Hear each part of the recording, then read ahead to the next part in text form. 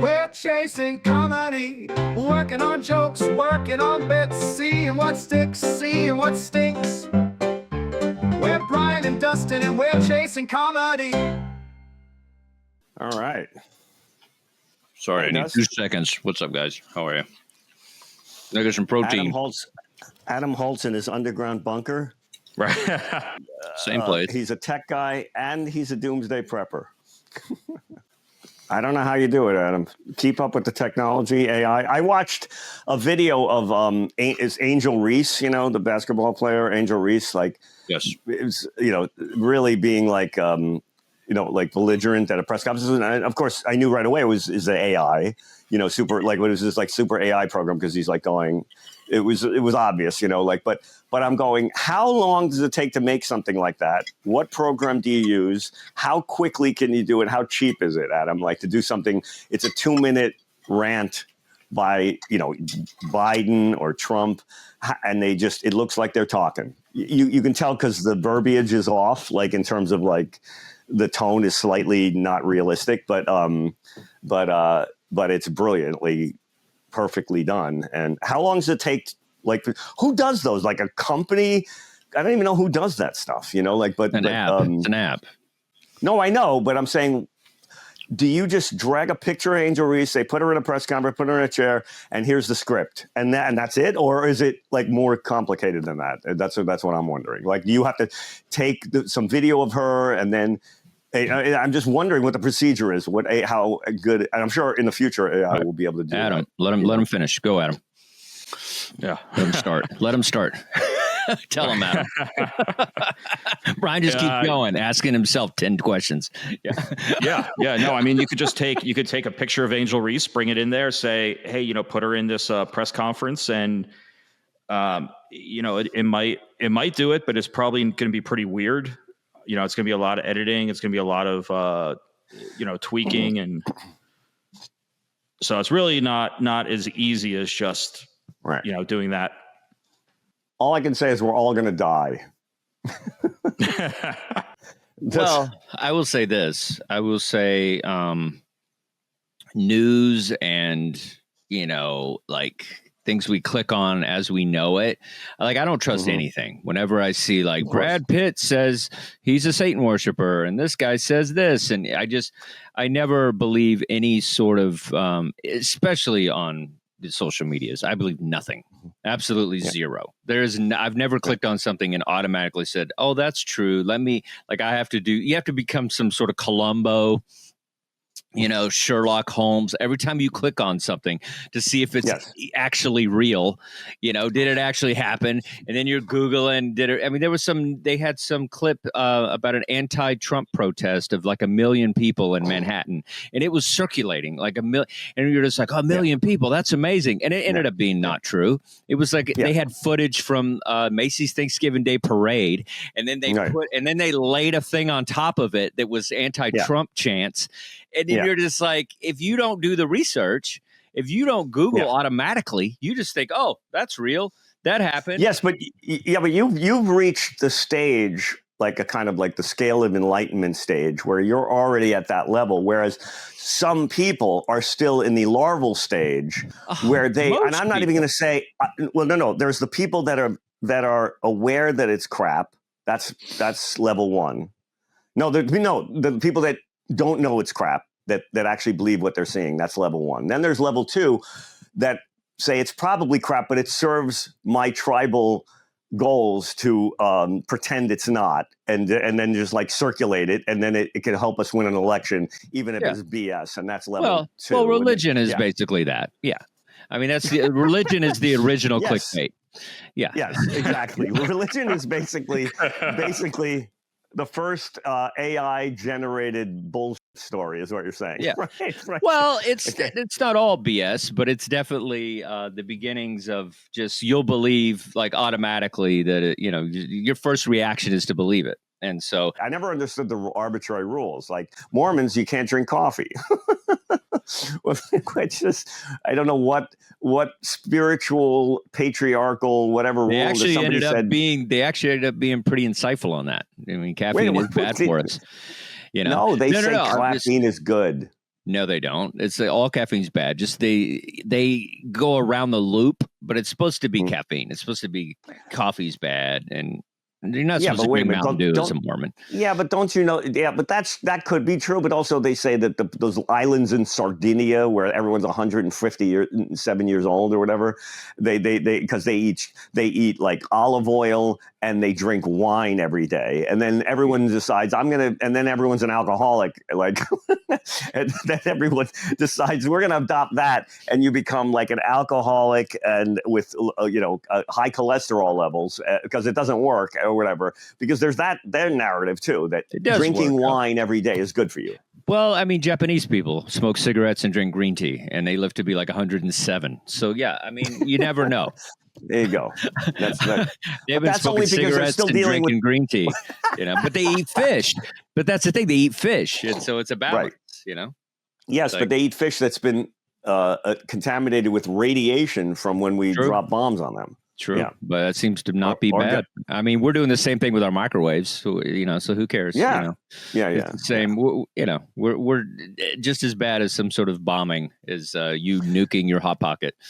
That's right. Adam, do you have any? Adam has that look in his face like he's writing a prompt. Godzilla. Not Japan, at all. Not at all. He's checking his Facebook page because he posted something yesterday, making sure it's got some hits on it. Like, what are you talking about? That guy's got nothing right now. I know that Adam look. There's no insight on that. Oh no, look. I created some clickbait ads, and I was looking at. He's working. All right. I was looking at Swig Soda, the Swig Soda shops out in Utah, which always kind of baffled me. What's that? Talk to him. What is it? So it's like a big Mormon-based soda, like drive-through kind of soda shop called Swig. Okay. Okay. And I'm trying to and so is this violating some kind of religious Well, that's what I was trying to figure out. It's they call it dirty sodas. Yeah, I mean, I think the thing is the coffee thing, and the tobacco. Yeah, but wait a minute. Let me explain something. I'm very Mormon at one point in my life, so I am an expert on this particular subject matter. Hey, I can go right to Gail right now and get all of this. Yeah. Or you could listen to somebody else for a second. That's how you sell. But the reason that, the tobacco thing, the reason I don't do tobacco is now this is funny because what happens in religion is certain things become, part of, this part of their scripture or whatever that they're not supposed to do. Things they're not supposed to do through different examples. For this one with the tobacco, the only reason tobacco's on the list is because Joseph Smith's wife thought it was disgusting that all the prophets that were in the house were chewing tobacco and spitting into the batoon thing or whatever, and they were missing it, and it was all over the floor. So a lot of the tobacco thing came from her being disgusted by these men spitting tobacco, and so she's like riding him about his buddies that keep spitting in the house, and then eventually tobacco makes the list. And so things like that happen in religion where people don't want to do something off of whatever. Like that's the thing with shellfish. I'm sure some Jewish dude died or had an allergic reaction, and then they're like, okay, it's just nobody else can have shellfish. But that is the level of hilarity that is the level of insanity that is. That basically one guy got henpecked by his wife and said, "Look, I can." Listen, I can't take this anymore. God said no tobacco, just to stop getting yelled at. So it's no caffeine. All right. So caffeine's not on the list, but coffee is. Right. It says here. So they Mormons can drink dirty sodas from Swig because the LDS Church has clarified that its word of wisdom doesn't prohibit caffeine specifically, only hot drinks like coffee and tea. That's so ridiculous. Wait a minute, that makes no sense. Right. If it's the health problem, the health problems with coffee are all about the caffeine. If there's anything, yeah, because coffee's kind of good for you if you're drinking.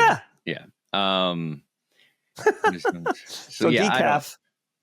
Well, but that's the thing. Can you look up the coffee incident, because the tobacco incident I have in my knowledge, but I don't know like why the coffee thing came up. Like what there had to have been, maybe that was the thing where they were just like something happened with a dude drinking coffee in Joseph Smith's house, or he spilled coffee on his leg. He probably spilled it on his leg or something. I don't know. Like, what is the? I think they were having poker games late into the night, and then she was like, "Enough of this." That was it. There's nothing complicated. Why are we looking for something?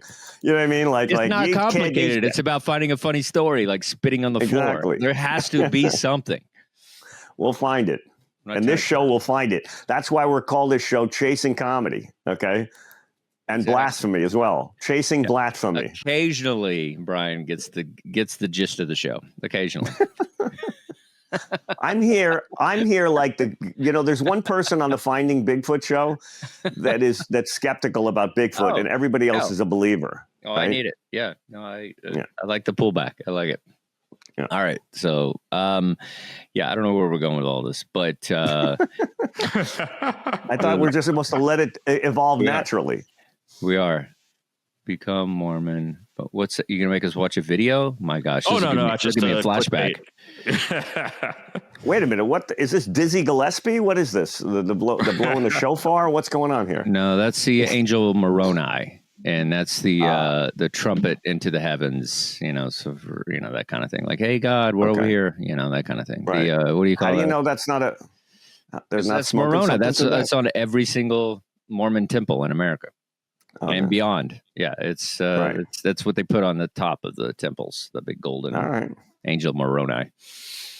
But because I thought he was smoking tobacco through that. I don't know. It's like no that looks like one tobacco. of those. No tobacco. That looks like one of those peace pipes that the Chippewa used to use that I saw in all them old movies. But yeah. and they give it to the guy. They give it to the pilgrims, and they smoke a piece, and then just before they genocided them, right? Isn't that the way it worked? I don't know. Yeah, but he's excited. I'm excited. Yeah. Okay. Woo! I had a joke. I was just like trying to figure it out with the soda shops. But I think the Mormons are funny though. They find their loop around other things because they can't go to bars or whatever. So I remember I opened a comedy club in Orem, Utah, and we had no booze, and it was we had like 3 years. Did you ever play it? Did you ever play Fat, Dumb and Happy's? No, I guess we weren't friends yet. But it was basically I'm not even sure. I'm not sure we're friends now. But anyway. Not after this episode, but anyway, not with your attitude. Yeah. Right. No, but it's but I didn't know you. I don't think I knew you. You didn't come into my life till later, and it's like I think, sir, I don't think I came. We really started until like late. I didn't know you in Mormon days. No, I wasn't a Mormon, but I still had the connection to the Mormons.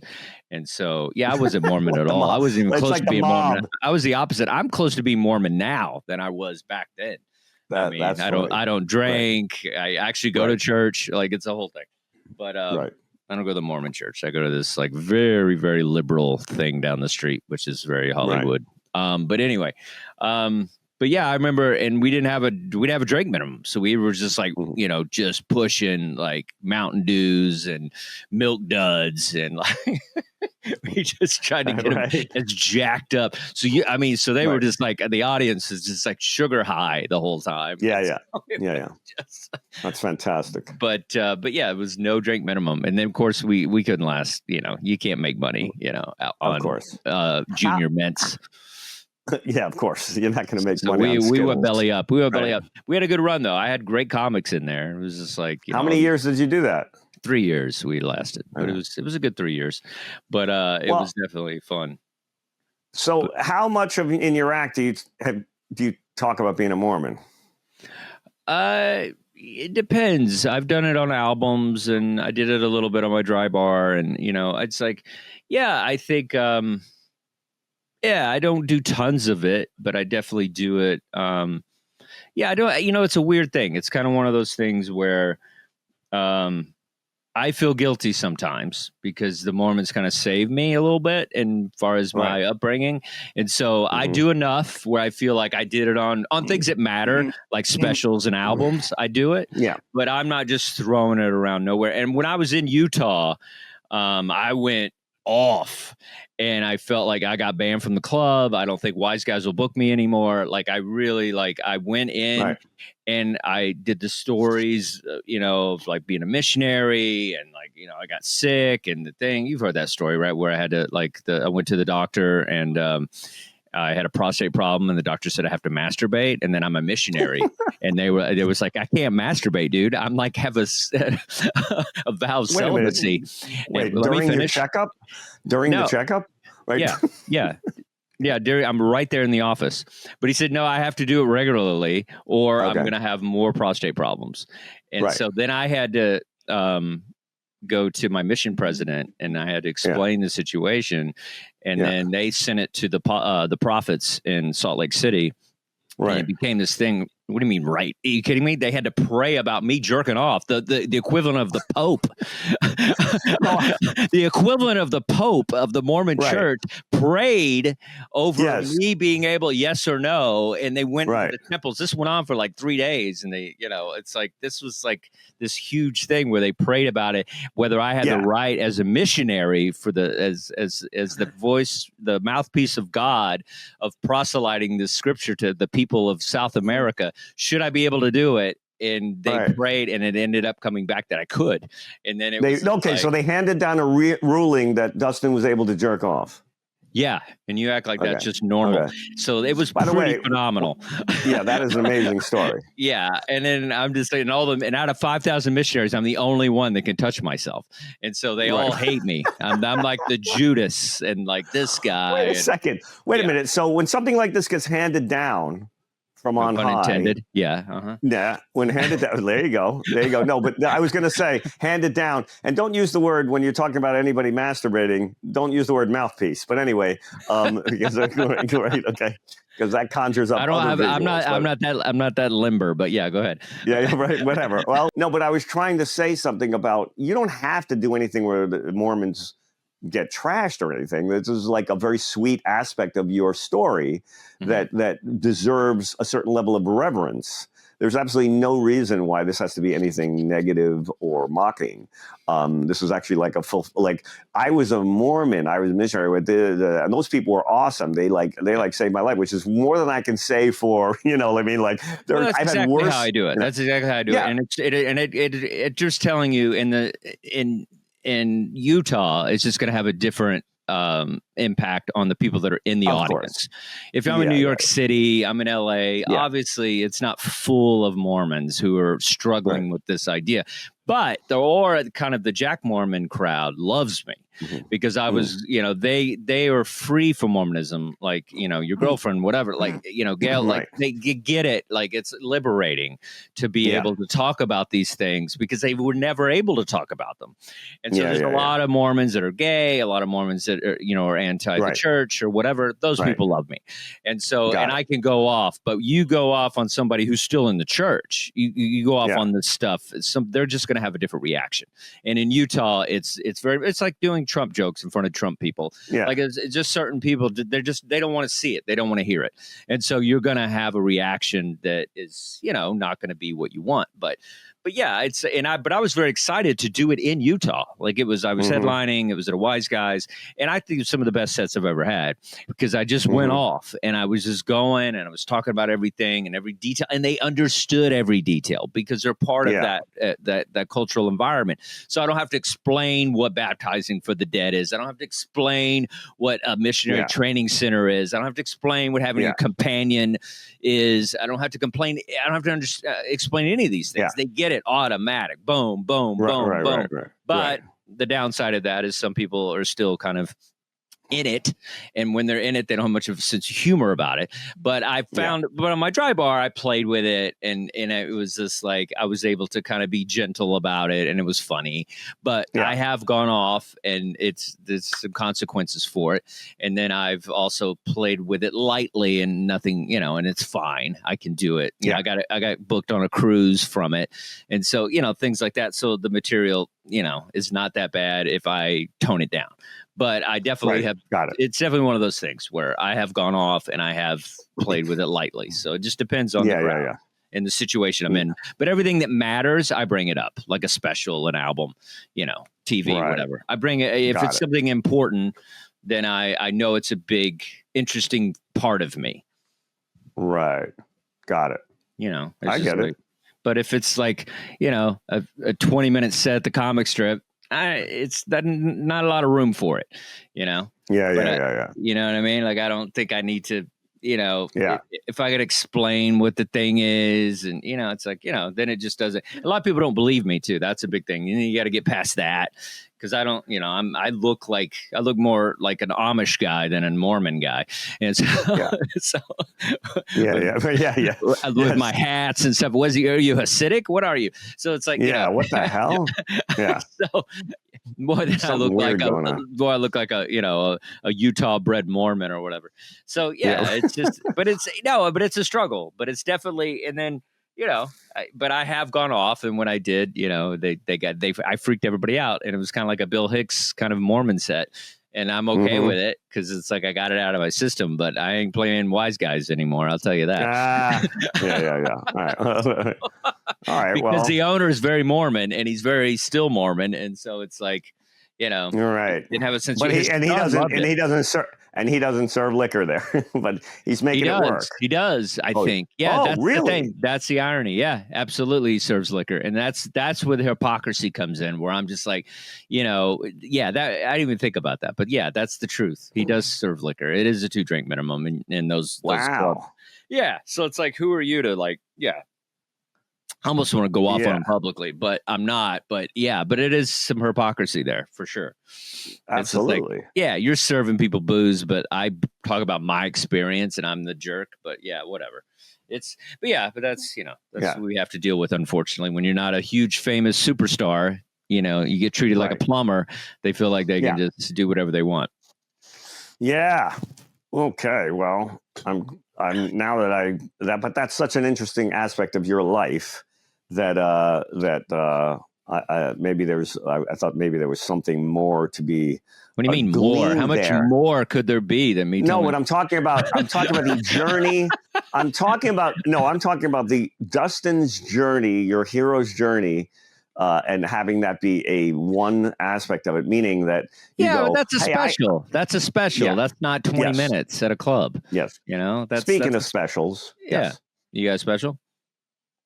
Yeah, I got to come up with a name for my special, which I'm going to shoot. And I think it's comedy's best kept secret. I think because somebody introduced me as that. Listen, no, because somebody introduced me as that recently, and I thought that was so funny, and I do a joke about it a while back. I told you about this. It's like this next performer is one of comedy's best kept secrets, which is an interesting way of saying. I think you're a secret. Hold on. But but it's a bit that I do. Thank you. Oh, okay. I'm not even that famous. I'm not even. Everybody knows you. Everybody knows you. Everybody. No, not in the. Yeah. You get the first bill on this. You get the first bill on this podcast. Thank you. I thought it was because I was B and you were D, right? Yeah. We go by last names. Yeah, that's what I thought. But it's America. I don't know. We alphabetize names here. Well, so I wanted to ask you a question about this. Because I do this thing where I'm like, this guy's in comedy's best kept secret. And I go, which is an interesting way of saying there's a lot of big names in comedy. And this next performer is not one of them. Okay.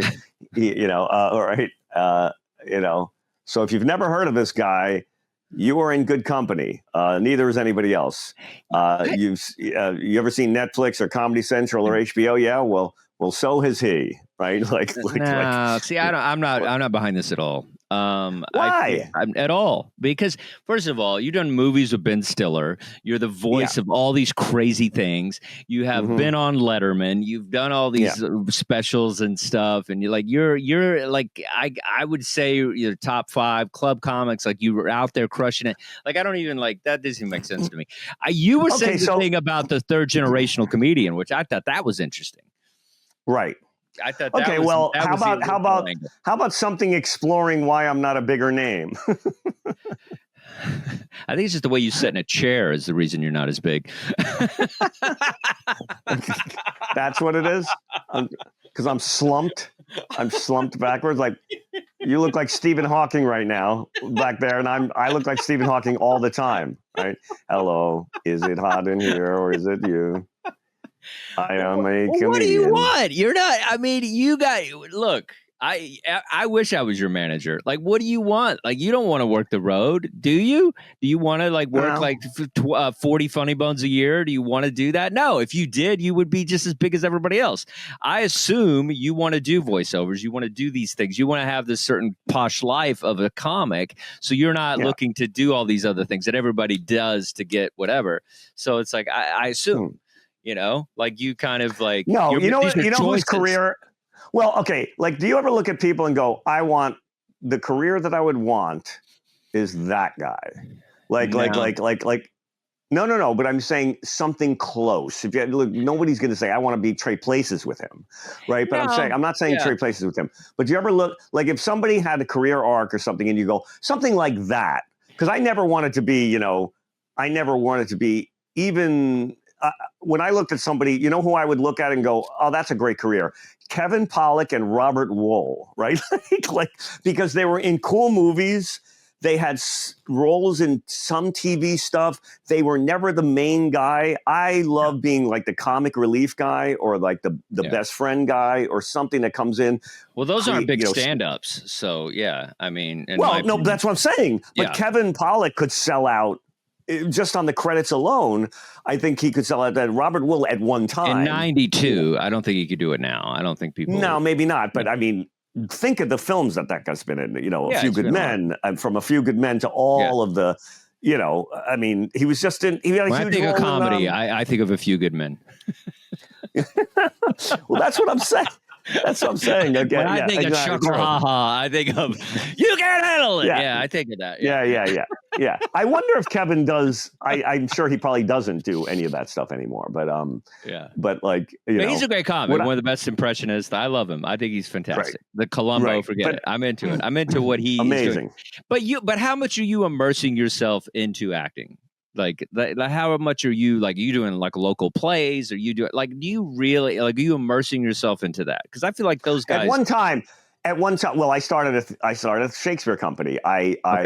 I love that stuff, and I want to do Hamlet. I want to do Hamlet in a comedy club. That's one of my biggest dreams is to do Hamlet in a comedy club. I would love to comedians. Be there for that pitch. Oh my God! Seriously, no one's ever done that. They do comedy. There's a reason. They do There's a reason. Yes, but Dustin, this is what I don't like. They do Hamlet in space. They do it in a submarine. They do it. They always try to update it and do some cool angle. What's Spam Salot? What is that? That Monty Python thing? What's that? They basically, they took all of the Python stuff. They did the whole, what's the movie? The big movie with the Knights of Columbus or whatever. Or Knights of the Round Table. Nothing to do with that. Okay, gotcha. No, but it's all the Python stuff, and they turned it into a musical, and they had him write all the stuff in it. So that's great. Like that kind of stuff. I love being a multi-dimensional person who's not like known for like this one thing or something like that. Do it at the Strip on a Sunday. That's what I'm saying. Do it. Yes. Try it. See what happens. Yes. Tommy will make that happen. 4:00 Strip. Do you want to play? Would you like to play Polonius? Of course. And Adam, I'll get an acting coach. I'll do it. I'm into it. Yeah. I'm telling Adam's you, not doing anything. Adam is going to film it, but Adam hates even us talking to him. But Adam, you got a stage upstairs. Dustin. We can do this on. Yeah, he's terrified. He's sweating right now that we're actually engaging him. I would love to play. I have a thing on my wall with every line from Hamlet in one thing. I'm a Hamlet junkie. I've gone to see it Wow. 20 times on Broadway. I've seen Ray Fiennes on Broadway. I've seen. You ever seen Prospero's books? You ever seen that movie? Yeah, I saw that a long time ago. Yeah, It's pretty good. Interesting. Yes, I like Peter Greenway. I used to be a Peter Greenway head. I loved all this stuff. Yeah. So I'm a Hamlet junkie. All right, but Yeah. it's just. But I still feel what's happening though is like stand up is held you hostage. And I think that's that. If I had to analyze your career, I would say stand up. Explain that. Club comedy has held you hostage, whereas but like being a Manhattan club comic has held you hostage. Where it's just like it's your lifestyle. You're used to do it. You'll do a little bit of like resort work. You do a little whatever. You get some voiceovers. You're making enough money to feel good, and then you're just kind of in it, and you're not like. Grinding out some sort of, Hamlet acting thing. Like you think about it, you're saying it in a funny way today, but you're not making the moves to make that your life. And so, but you're a comic, and that's identity. The identity is you do the spot at the Cellar. You do this maybe once in a while. You'll do Vegas. You'll do this, but it's very much pop, and it's a great life, and it's a very admirable life, and it's a good, stand up. It's above the plumber life, but it's still right. I understand, but I want to know. And I'm genuinely asking. This is actually not. It's like me going, okay, get you. It isn't. I'm literally going. What's your butt? There's a butt coming. Like, what is the butt? And you're going. And because you're saying hostage is never like a good thing. You're like if you're being held hostage by something, it's not. I'm a good hostage thing. too. We're all hostages sometimes. No, but I'm saying that. What do you perceive something? That's what I'm asking. Is like if I'm a hostage to comedy, which I might be. You're actually making an astute analysis of that, then what is like you're saying you giving up being all the focus on being a stand-up, you would have to do that, and I think in order to be Kevin Pollak, is what I'm saying, to be that and to do that, I think whereas with him the focus was on all that stuff, and then the stand-up was kind of the gravy, the secondary. They're like, hey, I also do this. And I think with you, I think the also do this is the acting and whatever, as opposed to the stand-up. And I think those guys you mentioned, it's like they're this first, and then the stand-up is also what I do. And so, but your stand-up front and foremost, this is the thing that you are. And then the other thing, and you see so I know it's in there. I think it's like this, like I just want to dance is like inside of you, and you can't turn down a 10-20. You know what I mean? So I think that's what it is. I think that's what it is. There's an addiction. You have an addiction to stand-up comedy. But is it your true love? Maybe it's not, and that's okay. I hope one day to be like, oh, I'm more of a screenwriter, or I'm more of a this, or I'm more of a character actor, or I'm more of a, whatever. Like someday I'm okay if the transition happens, but I think we're so caught up in this rock and roll idea of, I'm a comic, I'm Bill Hicks, I'm this, I'm whatever. And it's like, maybe that's not really what we're meant to be. Who knows? You have talent that a lot of comedians don't have. And you have this like inability to just go into character and go into voices. And I always feel that's made for something bigger, as where Jim Carrey figured that out. There's certain people that have figured it out, where they're big, Michael Keaton. There's certain guys that they're like, okay, I'm meant for more. And so I think you're meant for more, but at the same time, it's awesome the career you have and what you're doing. But I think I appreciate what you're saying. I know I kind of have wrestled with this.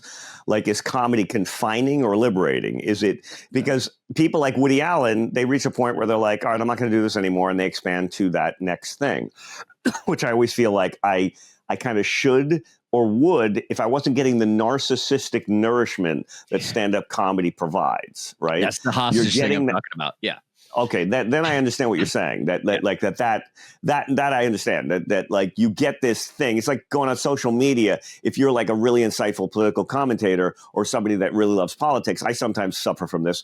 You can go online and post some dopey thing on Facebook, and then you don't have to start a blog or do anything. You just basically get the same reward of people giving 30 likes to your post than you would if you were actually writing a book with your, political analysis. That's very insightful, but you don't have to do that because look, 100 people shared and liked my post, right? Yeah. And then you're not making any money off of it. You're just basically writing material from Zuckerberg, you know? Yeah. Which I mean, find, it's like with me, it's like, I don't know how much love I have for this thing sometimes, you know, because I feel like it never loves you back. You know, it's like this dysfunctional relationship as much as you want it to love you back. You know, it's this crazy girl that you just like give all your attention to and all your love to. And it just sometimes, but but as you know, most people, you know, they're addicted to when people are, you know, mean to them or whatever. Like there's something that you always want to chase that and give those parental issues. You're like, pay attention to me. You know? No, but why is stand up seen that way? But like, if you had a music career, it wouldn't be, you know, I'm not saying it wouldn't be. I'm just saying with me personally, I'm talking about me as a person. Okay. I'm not talking about the art itself. I'm talking about me as a person, where it's just like, I'm just kind of like in this thing where now stand up to me now, it's just like, it's the best thing I can do to make a survival money and to live and to survive. Now that's what it is. Like I've looked into other things and I'm like, I can make more money you know, and faster and quick. I can't do it any better than what I'm doing with stand up because I can find a way to make a living off of this in ways that I can't with everything else because I've lost any desire to do anything else. And I don't think I'm as good at everything else as I am at this. And so I'm just like, whether it's coaching or whatever, or just, you know, finding ways to get gigs. Like I'm good at that. I can find a way to survive. And I'm definitely more of a plumber than you are. Where I'm like this journeyman, but it's like I'm still standing, and I have, you know, I'm not wearing a name tag yet. So and I also feel like I'm one of these comics where it's like I struggle with I get my flowers and then someone takes them away. I get my flowers, someone takes them away. Where it's just like that's like $30,000 a weekend, $30,000 in 1 year. So it's like I'm very bipolar. My this whole thing is like being mistreated. Like the guy from Flappers won't get back to me, but Mark Maron's going to have me on his podcast, and so it's like you know that's happening. By the way, pretty excited. So let's get this thing. That's great. Let's get this. So get some freaking clips, Adam. I'm about to pop this thing, and you need to be ready. That's it. Okay, That's awesome. if I say Chasing Comedy on Maron's show, that I want people to click and be like, all right, there's some stuff going. So I'm going to get on to both of you. But that's what I'm saying. But then next week I won't be able to get on an open mic. You know what I mean? So, Well, that's funny because you know what's really interesting about that, Dustin. Now I know Mark. Mark knows me, but I don't know what angle he would ever have me on to be on that show. Like if I bumped into him in like a Whole Foods or something, he might go, "Hey, why don't you come on my show?" But I don't think that's going to happen. And I go, "Hey, Mark, can you get me on your show? Like you're gonna be on Mark's show. That's freaking amazing. Like that's great. Like I don't even know, you know, like I'm supposed to be really funny, but that's not gonna get me on Mark's show, right? Like or whatever. Maybe. Well, I don't know. Like so I would love to be on Mark's show, but I don't know why Mark would put me on the show. Well, first of all, it's ending. He's hanging it up, so that's part of it. Yeah.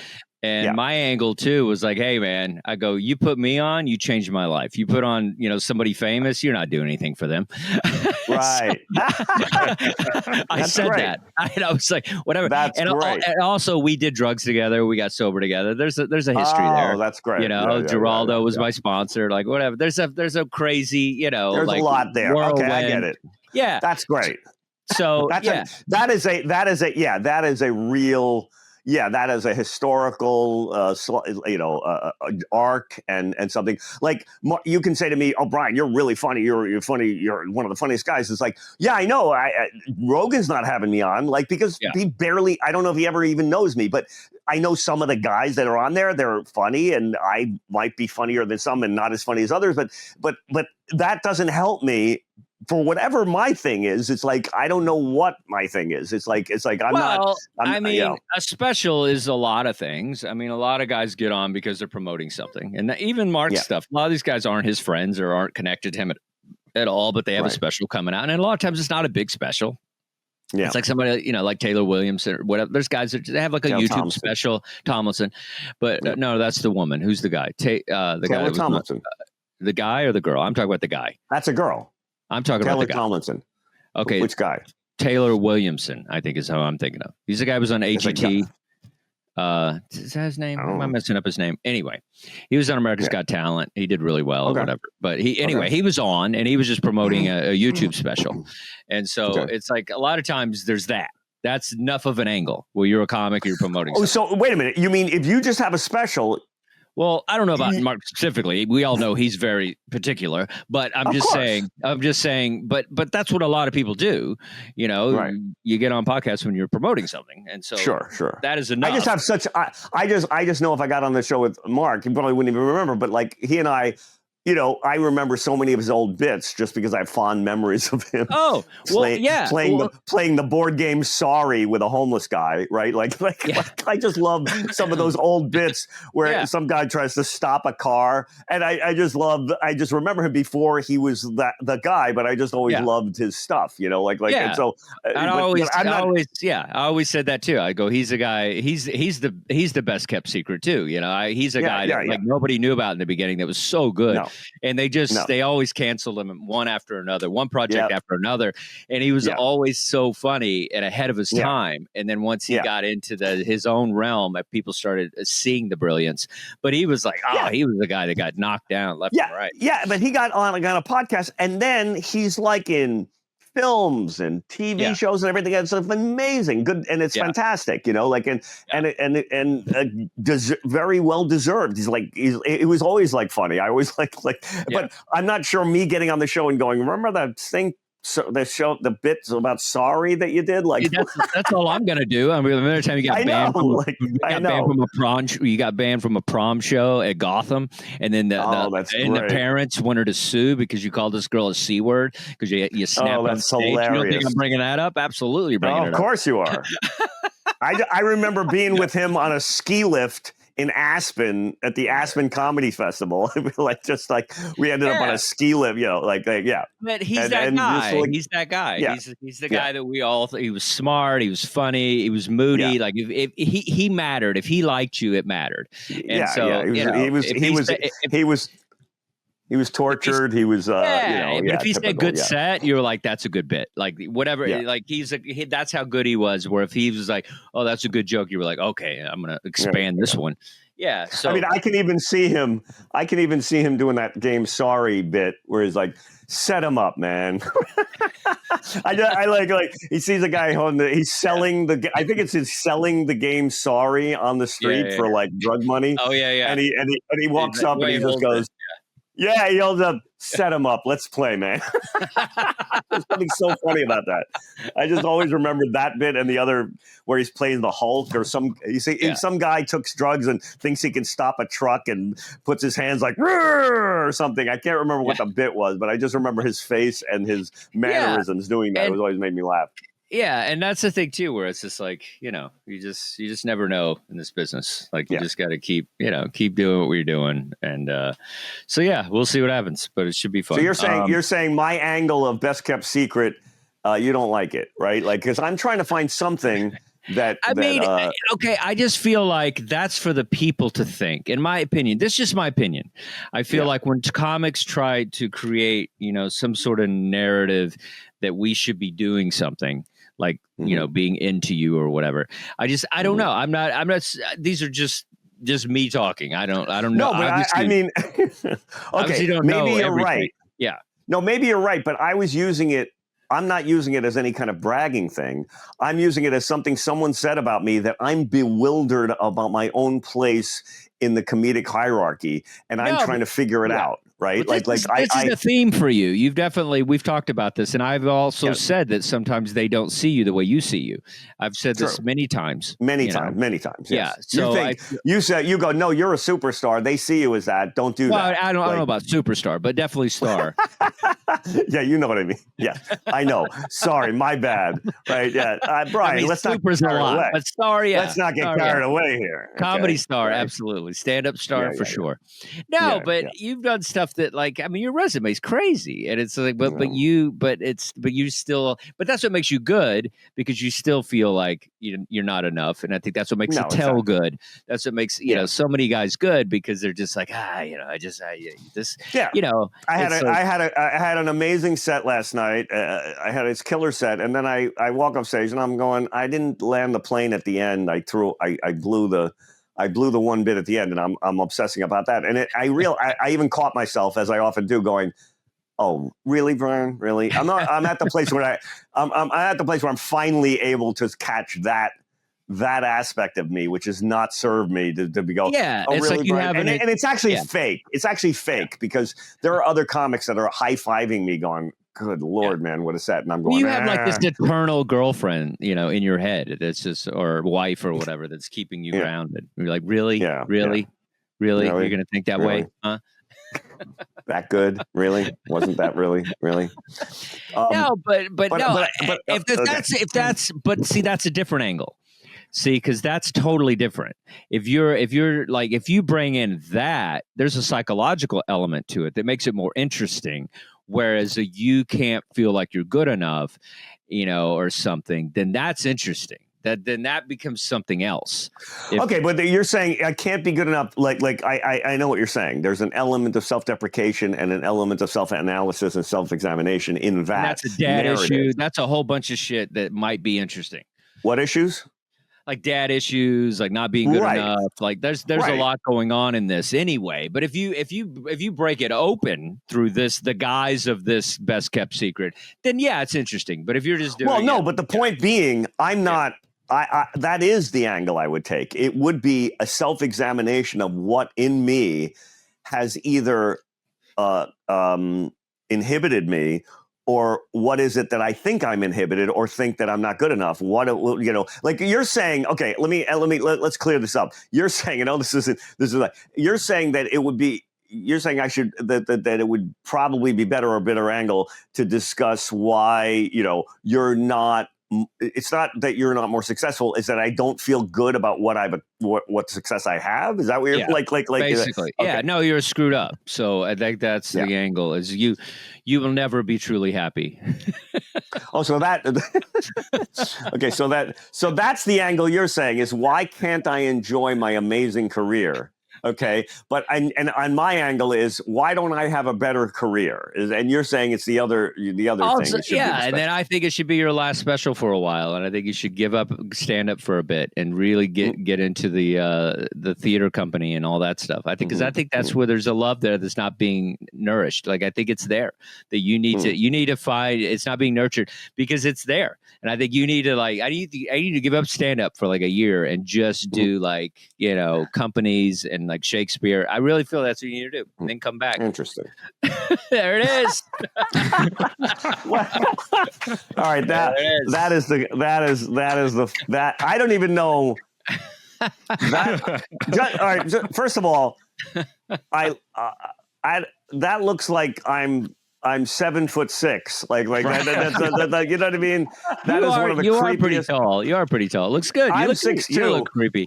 Yeah, but my torso is actually 6 feet in that picture. Like, there's something very weird about that. Instead of seeing this as an awesome, that's exactly where you go. Like, you're such a weirdo.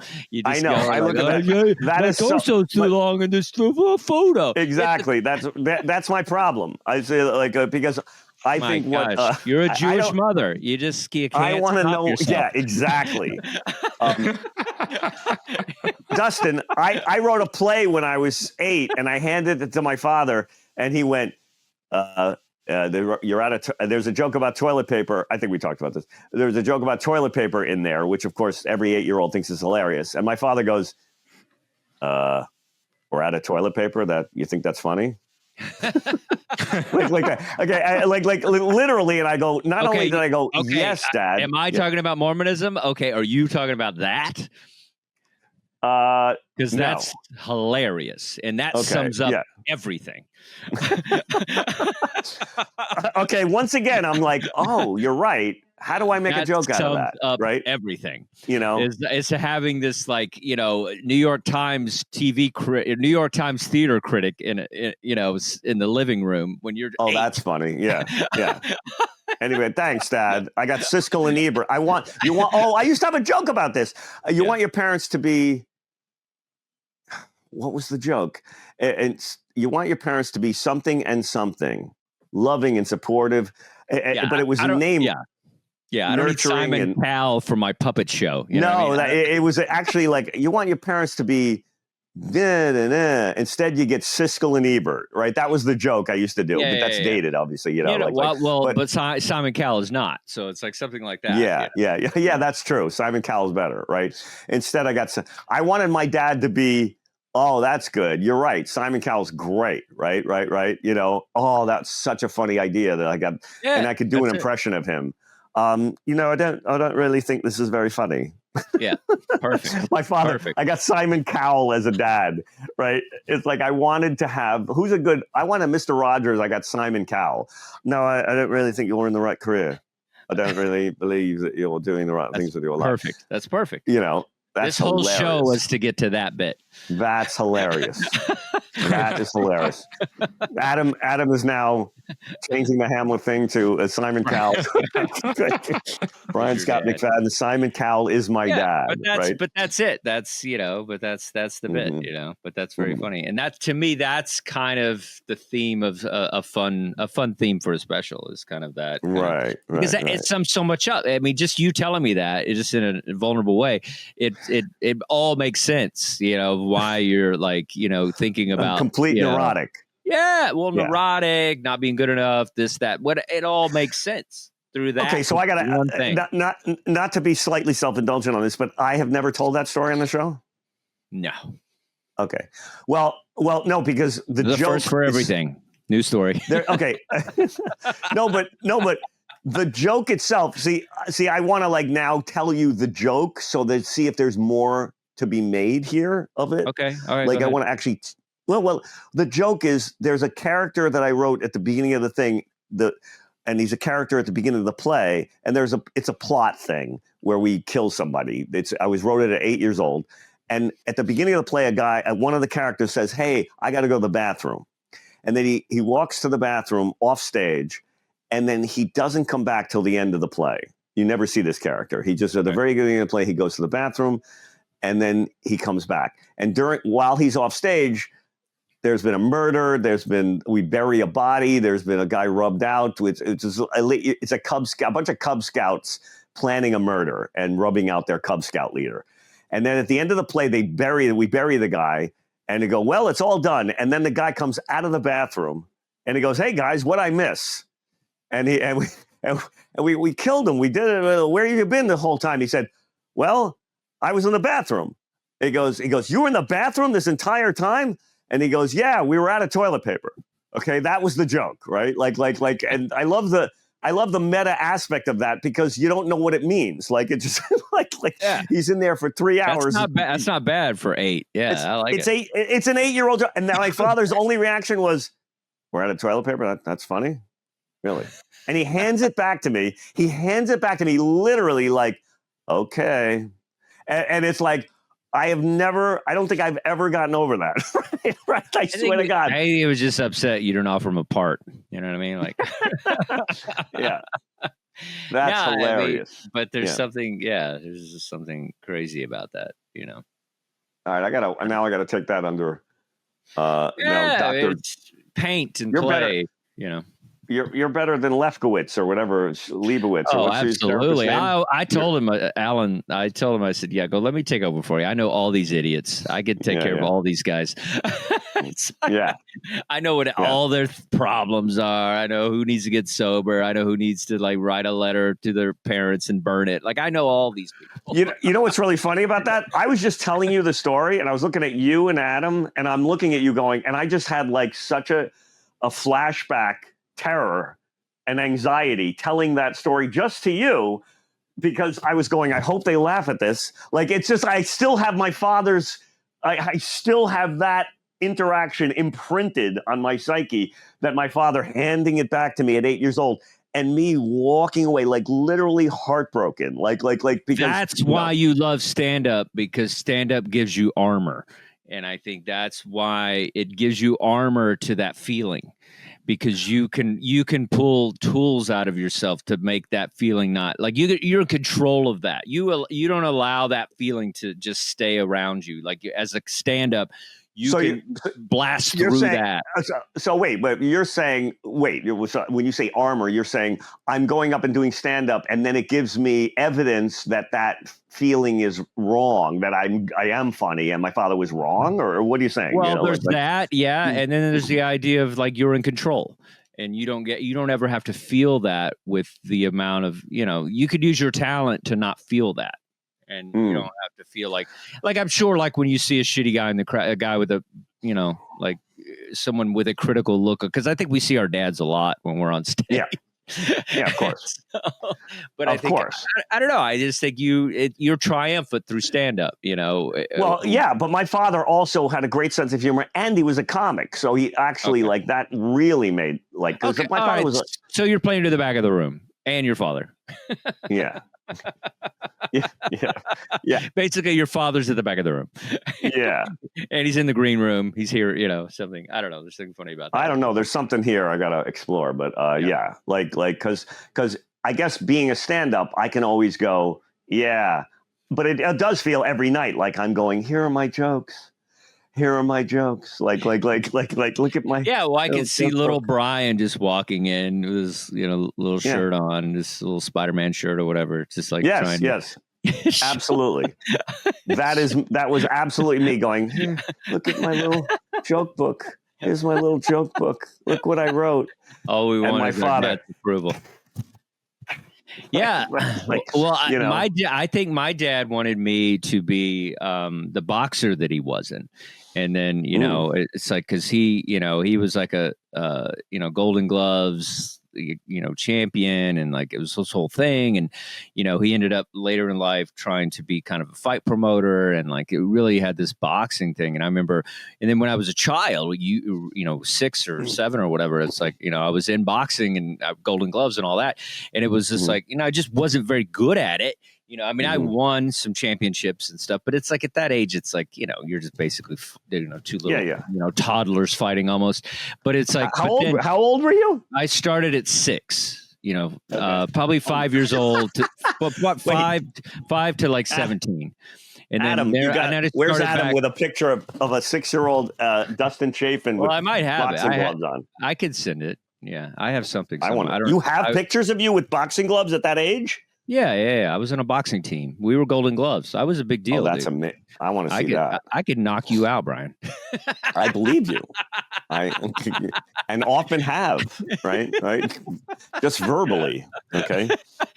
Right. But the thing is like, I think, and then it's like, but when I got older, it wasn't in me to be a boxer. It just that passion of like what you have to, because you just, to be a good fighter, you really have to have, there's this like, sociopathic almost, mentality to really be a fighter and to do that. And I don't have that. I'm more of an artist. And so I wanted to create. And then later in life is when it's that pinnacle point where my father had a boxer. He was sparring with Tyson. Like there was this whole thing that was happening. My dad really was going forward with it. So I wanted my father's approval and attention. So I started boxing again after high school. And I was just like, and then that's an age where they start to hit really hard. And so you're just like, and I thought that's what I wanted to do. And I got trained by Curtis Cokes, who ended up, he was a welterweight champion. And so I was around this stuff where it was just like, who trained you? Curtis Cokes, and he ended up having quite an impact on boxing. Like he trained a bunch of guys that went on to do some great stuff, title belts and stuff. But I thought maybe that was it, and I wanted my father's love so much that I thought, but I couldn't handle, these guys were just knocking me out, knocking me down. And it was just like, and I was just like, and I had braces, and so I had a special mouthpiece, so, and then what boxer has braces, Oh, that's hilarious. You've talked about this on stage? I talked about boxing as a child, and I don't think I brought the braces thing, but braces is hilarious. Yeah. Okay, I talked about when I started for sure. I've talked, but that's on an album. But I haven't really. I don't think. I mean, if Mike Tyson would not be nearly as intimidating if he had a mouth guard on. Like that's hilarious. Like you were like Jerry Cooney with a mouth guard. Like find a white boxer. You know what I mean? Rocky. Tyson Can you imagine Fury, Rocky? Tyson Fury. Don't even use Tyson. Use Apollo Creed.